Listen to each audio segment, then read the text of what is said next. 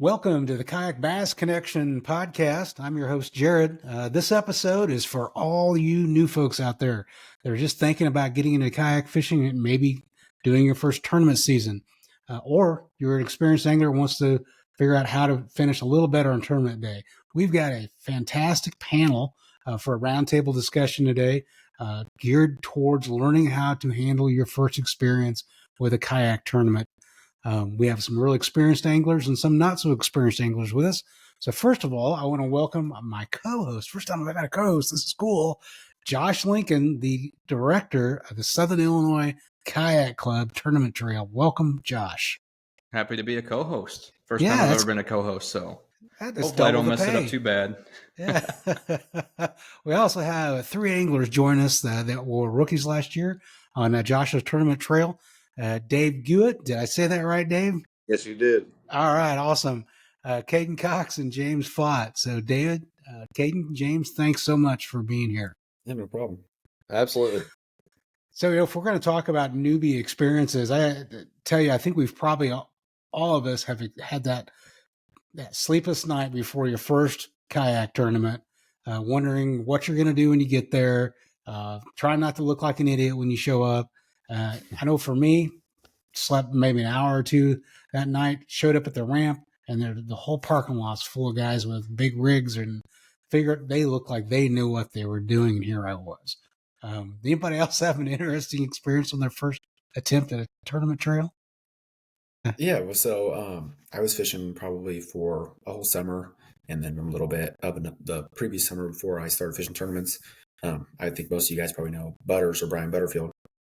And I've known him for a long time, and he's always done tournaments, so I thought about giving it a try because sports, just whatever. And I wanted to do some fishing, so I finally was able to drive this past year, tournament season. So I gave the tournament a try. Fortunately, I was pretty lucky on my first tournament, which was actually in Iowa, closer to where I live. There's more tournaments in Iowa than SIG. And I went to it, and it snowed the whole time and was raining, and I ended up catching a limit, and I didn't go 100 yards from the ramp, so it was fairly easy. A good day. The fish were biting on a wacky rig. It didn't change anything all day. Solid top 10 finish, and there was only 12 guys out there, so it was a pretty good day. But I will say, I think I fished 8 tournaments this last season, is what I'm going to call it, and I think the worst one I had was the one I was looking most forward to at Banner. We pulled up. I was with Brian. We pulled up to, I think we fished Shovel Lake, and I'm backing my kayak down the ramp because I had wheels on it, and I went swimming with it because it pulled me right in. And so that was a good way to start it off. And that was a cold morning too. I remember that rainstorm kind of blew in, and it was a little chilly. And I had all my gear on. I had my rain jacket, my bibs. So, oh man! But hey, it's all worth it in the end. It's fun. Dang. Now, James, I heard you had a heck of a story about your first tournament. Yeah. Well, to talk about what Caden said there, Banner. Yeah. I went to Banner, and that was the farthest tournament for me, and I was really anxious about that tournament. Ended up getting hooked up with Lee, and we, he ended up showing me at the ramp. Well, my steering cable broke on my kayak, so I could pedal, but I couldn't steer. So I used my paddle to steer the entire day we fished. That the tournament day, the practice was fine. We fished practice together. Me and Lee caught a couple good fish. Felt pretty good about the pattern I'd put together. And then the next morning, my steering cable broke. Oh no, I guess it was the morning of the pre-fish on Friday.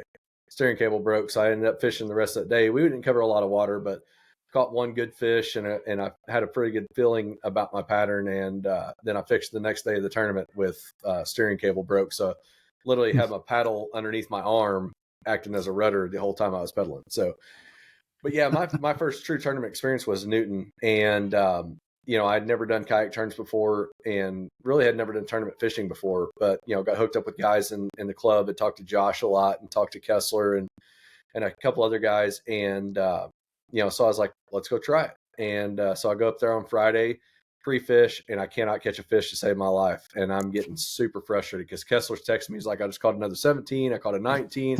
I caught a 20. And I'm like, dude, I can't catch a fish. And finally, I put together a jig pattern late that day and a drop shot pattern or Texas rig pattern.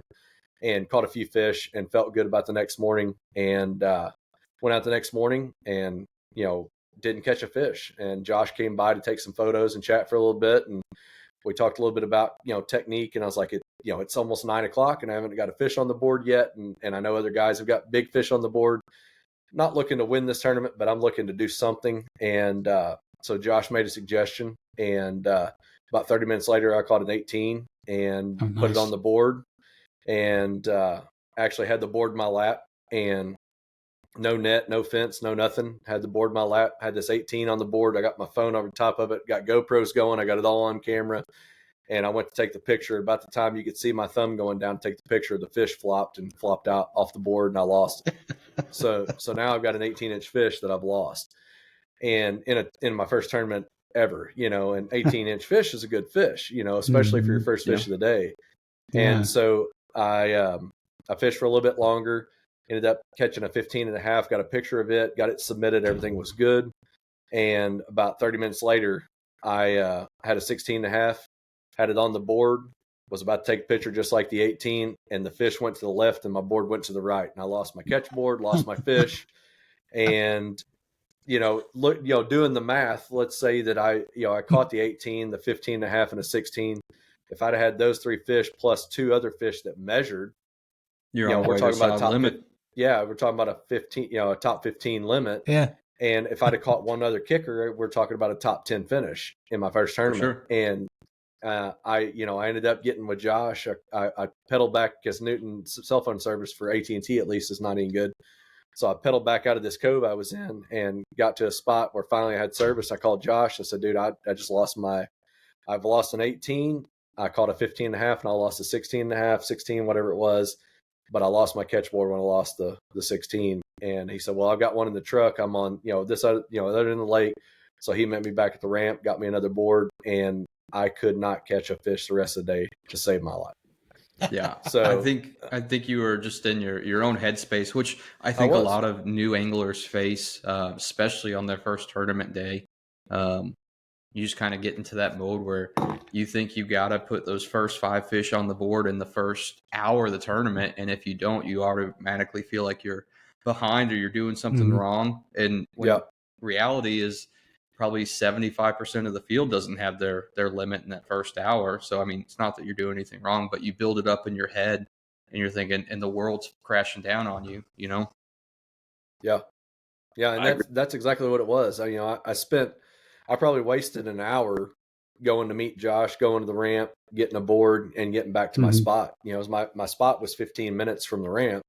Not a long ways, but you 15 there and 15 back, plus piddling around at the ramp, trying to get a board and everything else. And and by the time I got back out, I was so in my head, I literally tried everything I could do to get back in a mental space that made sense, and I just never did. And I didn't catch another fish the rest of the day. I say that I caught a 12, about an hour left to go. Caught a 12-inch fish. But you bring up a great point though, is the mental part, and then there's the fishing part, right? Yep. So especially as a new angler showing up there, you have to have your mental game. What are some of the mental things that you guys think a new person needs to think about? What's the mindset you want to have?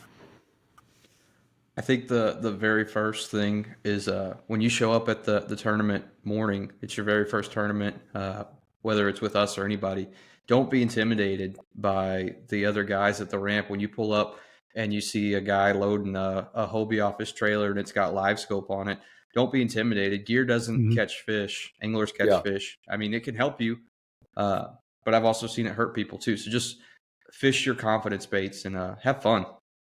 Yeah, have fun. That's it. Have fun. If you go in with that mindset, I think you win. You look at Darren, what Darren did last year with winning AOI and the tournament at Cedar, right, Josh? His drive was broke. Yeah. Yeah. His pedal drive broke 5 minutes into that tournament.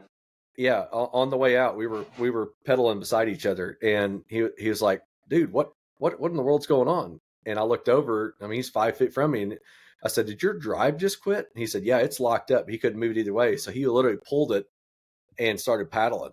and he ended up catching an astronomical amount of fish that day, and won that tournament, right, Josh?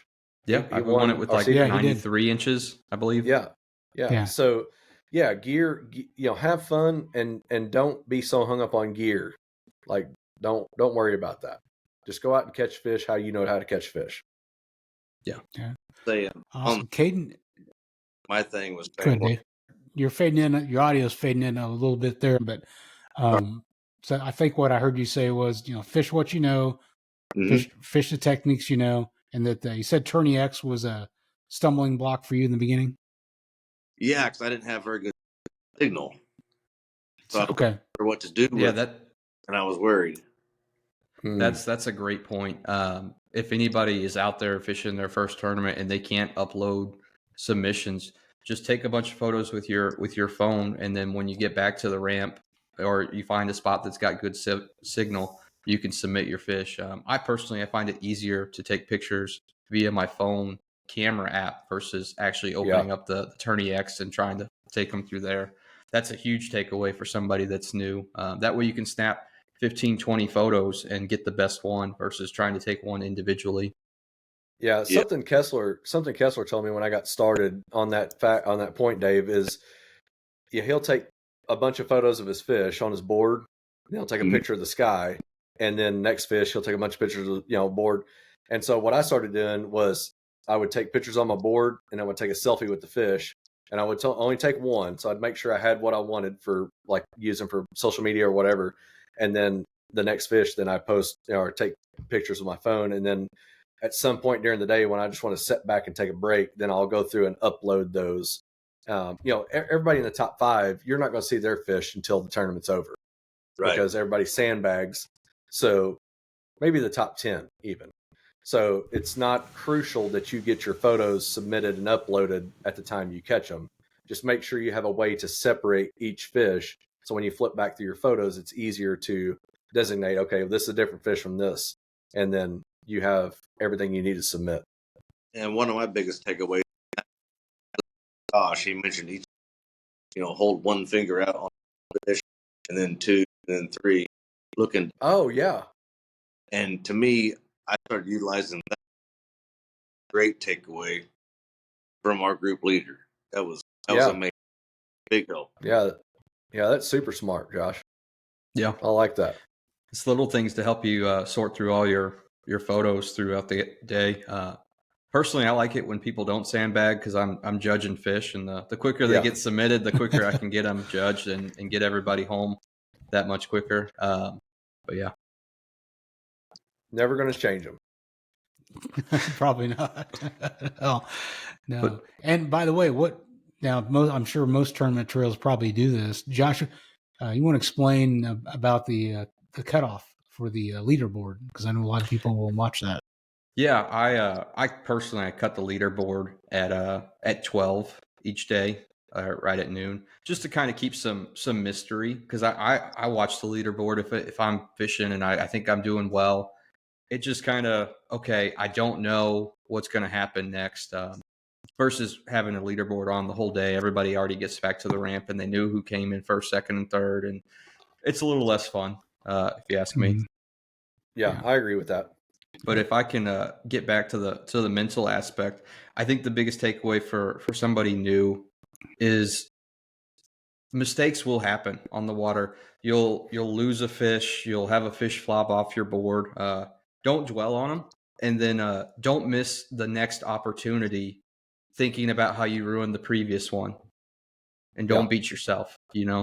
Yeah, the keeping the right headspace, I think, is the number one thing that someone should, that past the safety issues, make sure you're safe. But you got to just realize that unless you're an incredible angler that just knows that fishery inside and out, show up with realistic expectations. You're probably joining a field of 25, 30, 40. You're probably not going to win, but set yourself some expectations. I want to have 5 fish on the board at the end of the day, something like that, and just work towards that.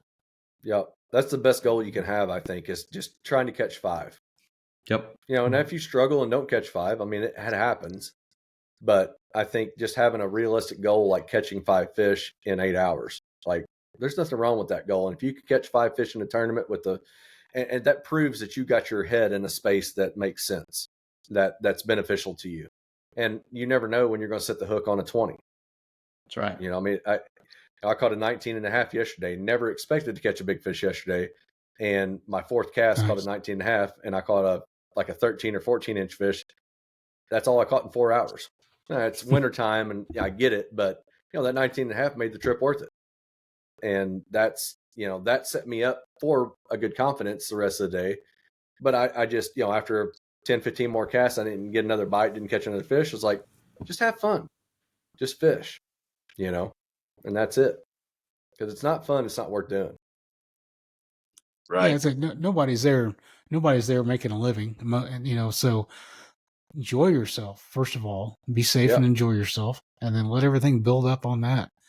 I was going to bring up a comment. We had a discussion in the members only group with Sick, trying to bring up some of those comments. I found one that I really liked that kind of hits to this point is Nick Chibera. I think I'm saying his last name right there. Don't be intimidated. Chibaria. Okay. Chibaria. Yeah. Don't be intimidated by other anglers, equipment, electronics, kayaks. Gear doesn't catch fish. Anglers do. Fish tournaments with the kayak equipment you have and what you're comfortable with. Over time, you'll figure out what gear needs upgrading. But if you don't need to spend a fortune to finish up front in these tournaments. Absolutely. I've been whooped time and time again by somebody in a ultra cheap paddle kayak with 1 or 2 poles on board. So you don't need to spend thousands of dollars. That's the kind of beauty, I think, of this sport, right? The accessibility. So yeah, exactly right. You could be entry level or full blown and still hang the best. But like you guys said, your mind to be in it. Fish for fun. All right. So we talked about the mental side of getting prepared. So Josh, as far as a tournament director, what kind of things do you think a new member of a club should expect? Hey, I've just signed up for the year. The member, and maybe this is a good time to explain why clubs have membership fees in addition to just your entry fees. Yeah, typically clubs have membership fees, and like we do, it goes to all the little things throughout the year. So like we give away T-shirts each year to our members. It gets all of our identifiers. It gets our prizes. It's website fees. All of those little things that most people don't even think about that go into it, which helps. But yeah, the typical question I get when somebody says, "Hey, I just signed up. What do I have? What is required of me to fish in this tournament?" And it's real simple. You have to have a good PFD that feels comfortable to you. That's got to be worn 100% of the time when you're in our tournaments. You have to have a catch board. And if you're new to Sick, we can get you a discount code to catch before you order one, so we can save you some money if you're a member with us. A whistle or some kind of signaling device. So if a boat's coming right at you or something, or you need help, you can call somebody down. An Illinois fishing license.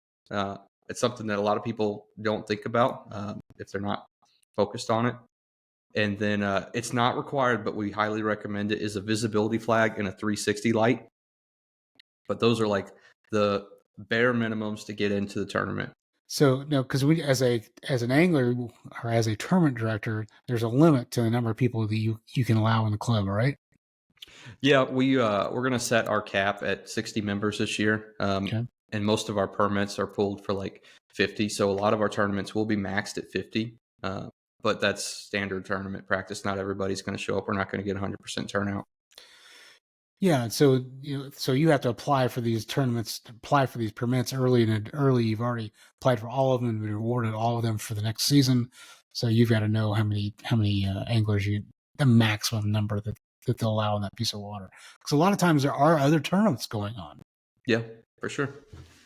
And certain lakes are easier to have more boats on it, and certain lakes limit the number of boats that you can have on there. So we got to follow all the laws and regulations that are set for us. Make sure we're doing everything by the books. The other thing I will recommend as well is a leash for your phone. I can't tell you how many guys in the club have lost their phones over their kayaks, including myself. My phone took a swim at Newton a few years back. So a leash for your phone will save you a lot of money and heartache. Yeah. Caden, what did you find out that you might need that you didn't have the first time you were in a tournament? Definitely not knowing not having a plan. There wasn't anything I didn't already have because I've been fishing for a long time. And I buy more stuff than what I need, lures, whatever. I got all the extra, but definitely not having a plan. I didn't really know the lake I pulled up the first time, looked at it on Google Maps, but I had never been there. I didn't pre-fish it. It's hard to get away on a Thursday or Friday to pre-fish it when you're still in school or just whatever. I mean, it was just hard for me to get away. So I didn't have a plan. I followed one guy. He told me where to go. I don't know if it's the right spot. I ended up catching fish, but I didn't have a plan. And I think having a plan and a good mindset and wanting to follow your plan, not change your mind. That's what helps me. I always have to have a plan now after fishing a couple tournaments. I always look on. I know quite a bit of people, or I'll just text them on Messenger and say, "Hey, what do you think I should do?" And somebody will always give you a piece of advice too. Yeah. And when you pull up to the ramp, that's go shake somebody's hand, make a friend. Oh, that's a good one. Yeah. And don't be, I mean, especially in our club, I know, don't hesitate to just walk up to somebody you don't know and introduce yourself. Yep. Yeah. You know, and I think most clubs are that way. People are friendly. Yep. I think I fished in 4 or 5 different ones, and I think I met one mean guy, and that was just because he was having a bad day. Oh, that's I'm surprised you found one bad guy. Yeah.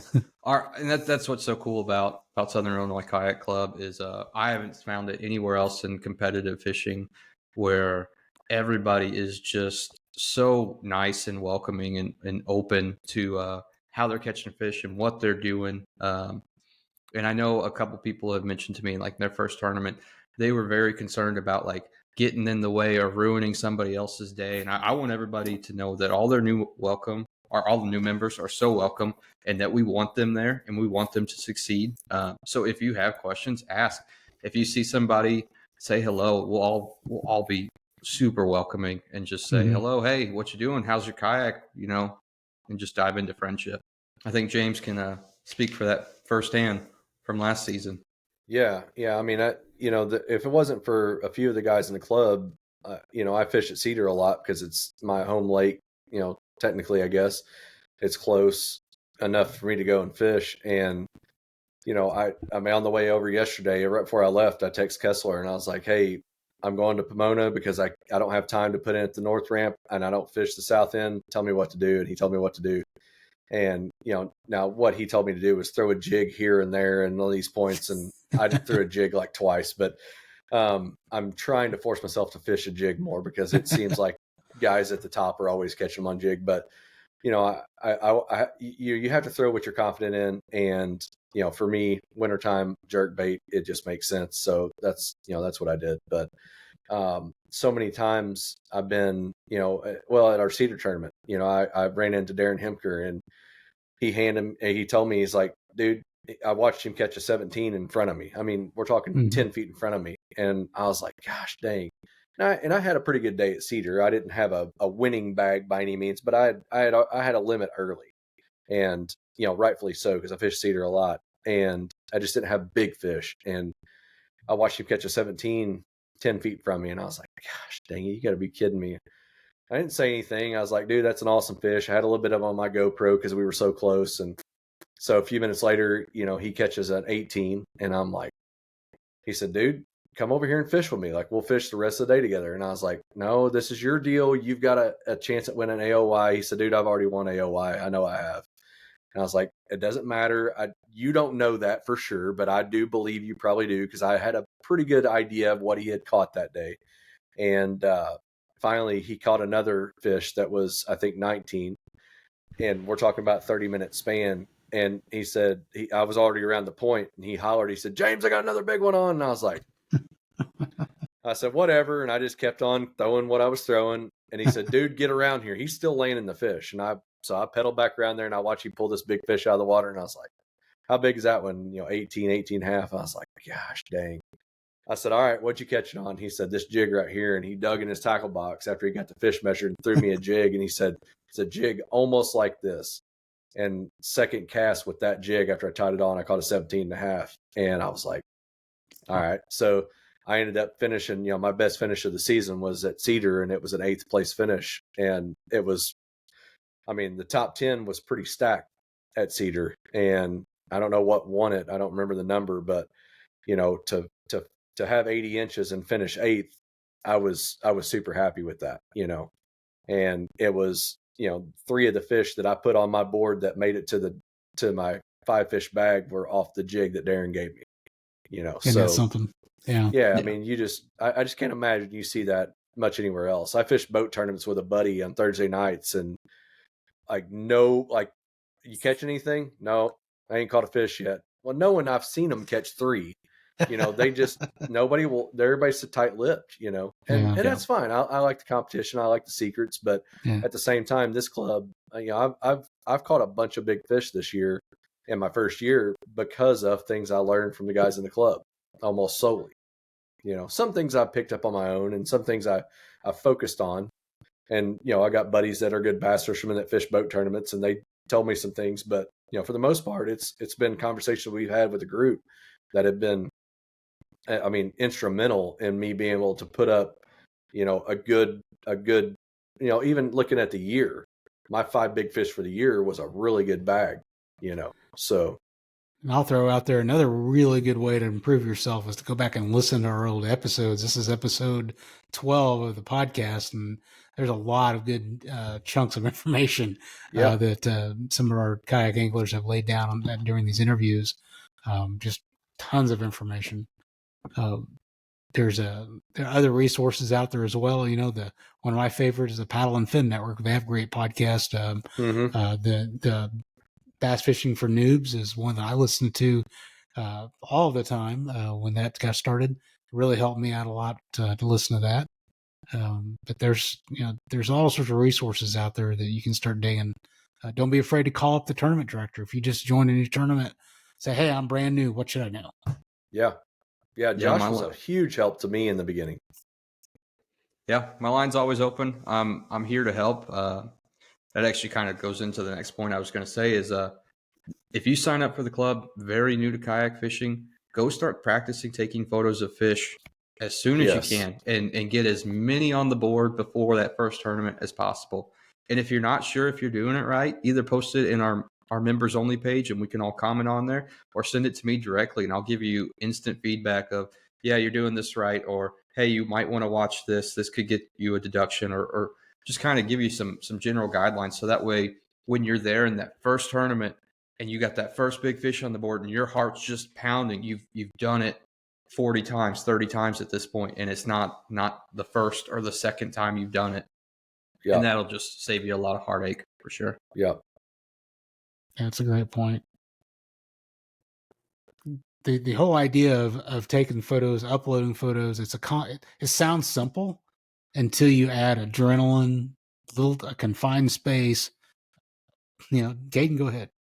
And a big fish in 5 minutes. I remember Sanchez.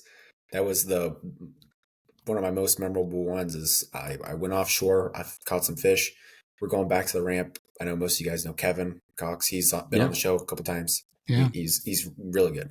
I'm fishing right next to him. He's fishing by the bank, and I roll over this tree. It's like 25 foot of water right around the curve at St. Chris. It's there. Somebody else can go fish it. I cast into it. One cast, first drop. It's going down. It hasn't even hit the ground. My bait starts swimming. 19 something, I think. And I was excited. I'm taking pictures of myself, put it on the board. I think I took 2 pictures. One of them was blurry, and the other one, my finger is over the eye. And I remember there was I think it was somebody else had the same, and I just happened to have a fish that was bigger second. I think, Josh, do you remember? Yeah, I think it was a tie for big bass that day, and I think you had the tiebreaker fish. I think your next fish was biggest. Just going off memory. But just slowing down and taking a picture and relaxing. Let the fish sit in the water for a second if you got pliers or like the fish grip pliers, whatever. Just relax. Make sure your pictures count. Take more than 2. Yeah. Yeah, I take a bunch every fish, and then I'll put it in the net. If it's a big one, then I know it's going to matter. I'll put it back in the net on a leash, and I'll look at my photos really close, study them, make sure I've got, and to my knowledge, I've never submitted a photo that didn't take, you know what I mean? That didn't work. And it was because I learned early on, like, this is part of the game. Like, being able to, get a fish in the boat, people can do that. But to get a fish on a board and get a photo of it that meets all the requirements, like that's an art form in itself. And you have to be able to do that to be able, to win. You have to be to even submit a fish. So super important to slow down, think about what you're doing, check your photos before you let the fish go. Because once it's gone, it's gone. That's a super big tip, James. I had to deny my own photo last year. I can't remember. It might have been the Kincaid tournament. And I didn't have my wristband in the photo. It was a great photo. Everything else was good, but the wristband wasn't there. So unfortunately, I had to deny my own fish, Oh, man. That'd be tough. But yeah, so that's where it goes into. If I would have taken the 30 extra seconds to scan through my photos and look for it, I would have been saved, and I might have had another top 5 finish. Yeah. Yeah, that's tidied up there. Does anybody else? I know I've got my camera on and ready to go before that fish even hits that board. So as soon as it goes up there, I'm just click and yeah. Right. Another thing that's frustrated me is when your fingers get wet and your touchscreen won't work on your phone. It's raining. It's raining. So I started using voice commands on my phone to take pictures, and that's helped. So anytime if you hear me on the water and I say cheese real loud, that's me taking pictures. Oh, that's good. So when I hear you say cheese, I'll just pull my kayak behind yours and start fishing where you're at. Yeah. Right. How do you know if it's uploaded successfully, Josh? If it's uploaded successfully, it'll say your submission was submitted. And then once it is approved, you'll get a notification on your phone and it'll be like, your fish is approved, or you'll get a say, hey, it was not approved, it was denied. And then it would give a reason, or it might say, hey, there was a deduction, and it would give a reason of why. Maybe it was open mouth or, improper hand placement, whatever it may be. Okay. Yeah, that was a big, just makes me feel good when I get a text message back that says your fish has been accepted. It's like, all right, everything was good there. I've also got the one that says your fish was rejected, that's a good learning opportunity because they'll usually put a note on there and why it wasn't accepted. And a couple of times I've been able to go find a photo that did, have the mouth shut or something like that and get that up. So. Yeah, and that's a big thing with SIKC is we will always give our members the benefit of the doubt. So if you posted a fish and it's got an open mouth, I'm going to come back to you and say, hey, I don't want to deduct this. Do you have another photo that's got a closed mouth and we can use that one instead? So take multiple pictures, and if something doesn't work out, we'll go through multiple photos and we try to get what you've earned, I guess is the best way to put it. Another thing with phones is make sure GPS location is enabled in your pictures because it gets read on the app. I had that off once and submitted, I think, 3 or 4 fish before I knew that. So make sure it's so bad. My wife now, when I get ready to go to a tournament, she's like, "Don't forget to turn your GPS on your phone." Josh, wasn't there something at Kincaid where a fish got denied? It was a big fish. Yeah, was Nick's big fish. Maybe Nick. Yeah, it was Nick. I believe it was what was the story with that? He was touching the tail improperly. We switched to the KBF rules where you can only touch the center of the fish, and unfortunately, he only took 2 photos, and they were both touching the tail. Unfortunately, but he was awesome. He took the news well. I don't know if I would have taken the news of a 21-inch fish getting denied. It was a monster fish.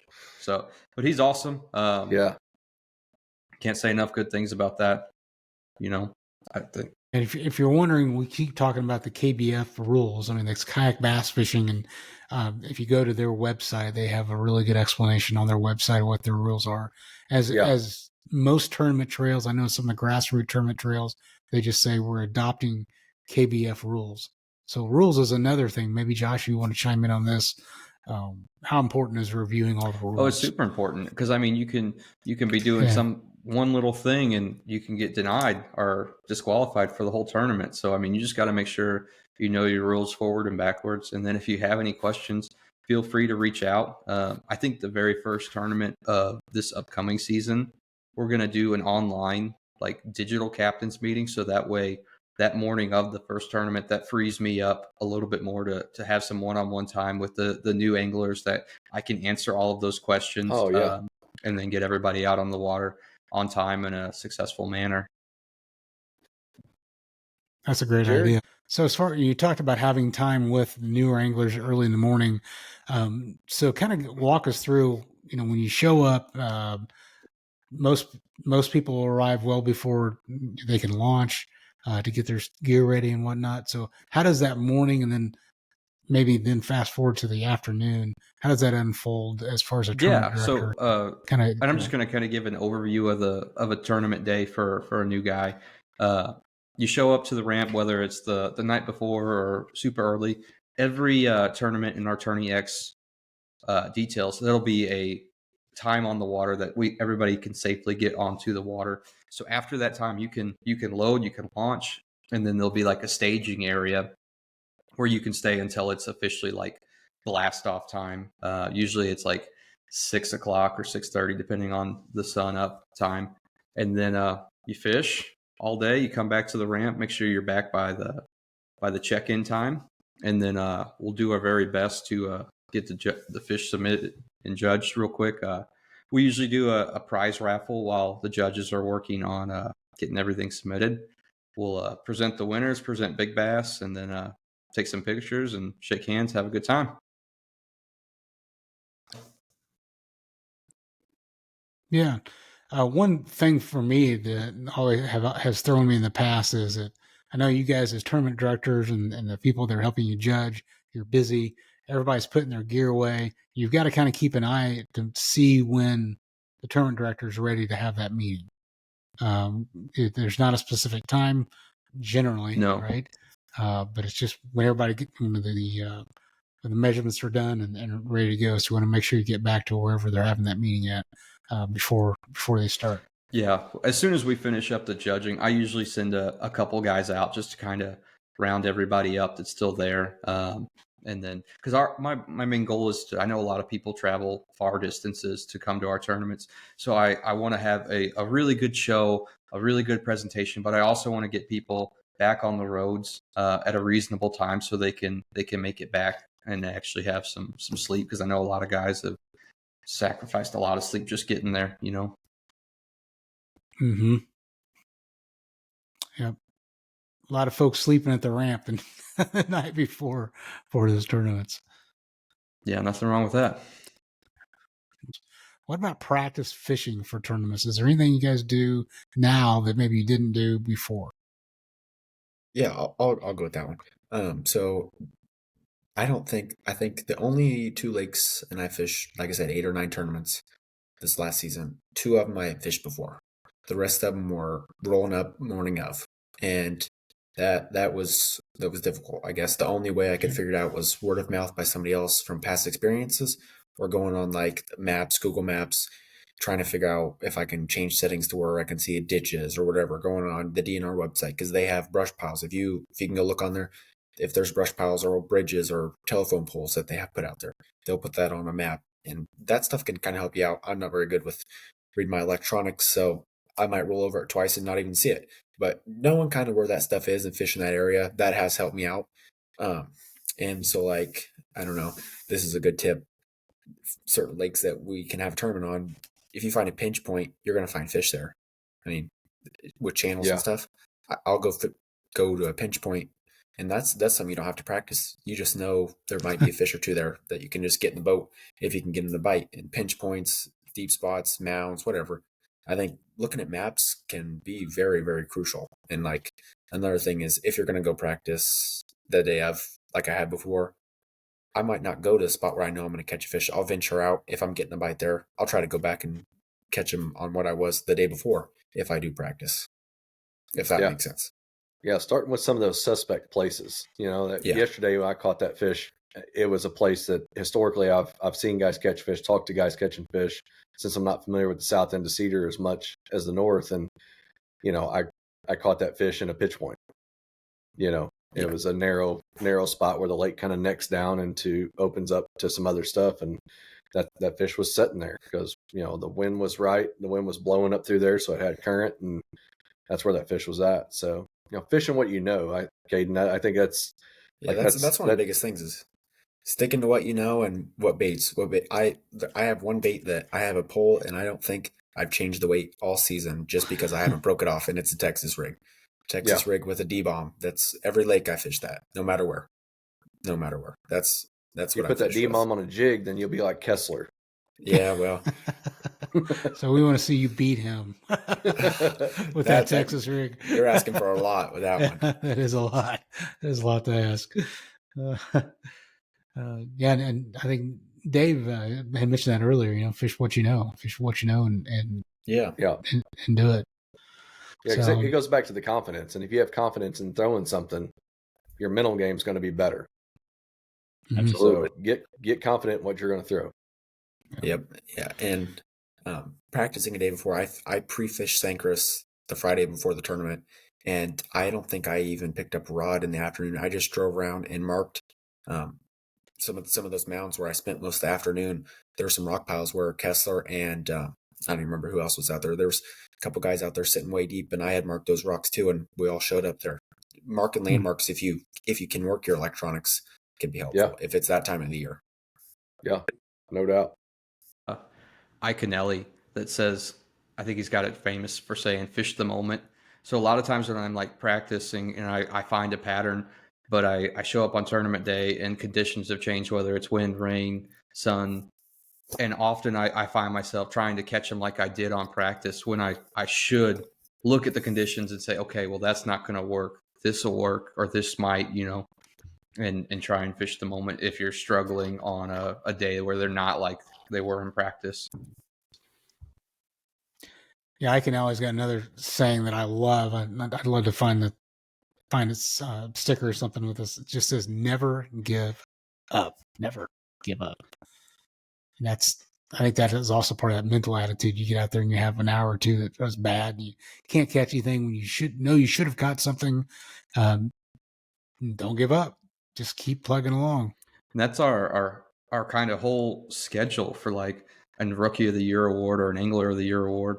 It's your best 4 out of 6 tournaments. So even if you have one bad tournament, don't give up. It's not going to count against you. Fish harder the next time and make it count, All right. So guys, we're closing in about 50 minutes here. Let's go ahead and work on closing the conversation down. Do you have any further kind of parting thoughts for new anglers, somebody that just purchased their membership for Southern Illinois Kayak Club or another club is getting ready for the tournament season next year?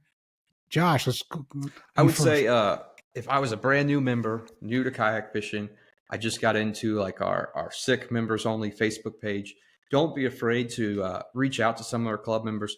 We all want to go fishing with you. We would love to show you the ropes, get on the water with you, show what we do to measure fish, and kind of give you a rundown of what we do. We'd love to help you and make you be successful. Outstanding. Dave, any final thoughts? No, I agree with Josh and Caden. I mean, I loved my first year. I'm ready for the next year.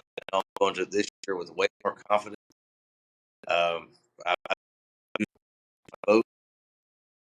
We're going to give her hell this year. Heck yeah. All right. Like the attitude. Absolutely. Caden, what's your final parting thoughts here? Definitely meet new people. I guess if it wasn't for knowing people and meeting people throughout of it, I probably wouldn't even do the tournaments. I know Josh, I guess. I don't really know Jared or James or Dave. I haven't really ventured out that much, but I met a few guys like Cody and Brian and Susie. She's been nice to me. Everybody's nice. So, I mean, shake some hands. That's a big player too. Meet new people, go fish with somebody, follow them around. Boat fishing and kayak fishing is 2 different things. And I'd rather fish kayak tournaments than I would boat tournaments because everybody's your friend and that's what it's for. You're going for a good time. So some great advice, young man. Yeah. Great advice. James, another young man. What do you think? I wish. I mean, I could echo what everybody else said for sure. Yeah. The one thing that I've tried to really focus on is have fun. Don't take it too serious. Definitely bring a competitive edge, and try to challenge yourself to upgrade everything you do. But just definitely just have fun, talk to people, meet people. Like Josh said, post in our members only group. Once you're in the club, post in the members only group. Other clubs have the same thing. So if you're in another club on the on the other side of the country, get involved with those groups, get involved with those conversations, because they're as silly as some of our private message groups get. There's a lot of information in there that I've got, and just different lures and things like that, or just little tweaks and changes. Pick up on all those little things, and but then remember that, like, it doesn't take gear to catch fish. You just got to put a bait in front of the right fish, and that's study everything you do. Make every fish be a clue, and you can learn a lot from every fish that you catch. How it bit, was the lure inside of its mouth or on the outside of its mouth? Like, was it a reaction bite? Was it a feeding bite? Like, there's all kinds of little things to learn, and pick up on all those little things and bounce things off of other people. And a lot of times in conversation, I learn a lot from just talking to other people and saying the things, and as soon as it comes out of my mouth, I'm like, why didn't you do that, James, when you were fishing yesterday? But there's a plethora of information at our fingertips. But the people that are kind of your core group and in your club, they're going to know more about any place we fish than anybody else. And we have some incredible anglers in our group. So yeah, that's great. Stay plugged in. Keep the nose of the grindstone. I'm going to give the parting thought here is that what I try to always remember when I show up at any tournament is the moment that my vehicle hits that lot, the morning of the tournament, I have won something. Okay. So think about less than 1% of the population of the world has fishing as a leisure time. And we're actually getting together with a bunch of people with shared ideals, shared interest, and enjoying the day. Okay. So yes, we want to be competitive. I still have yet to cash a check, and I'm going to do that from one tournament, but realize that when you showed up and you're participating, you're winning. So yeah, continue to win throughout the day. And you don't know, you may win a check at the end of the day. Just keep remembering you're winning because you're there. It's the people that make it. It's the people, the fish, and God's creation that make it, make the day. So just enjoy yourself. Yeah. Very good, Jared. Now, for you, those of you that are listening, check out some of those previous episodes, and we've got more coming out.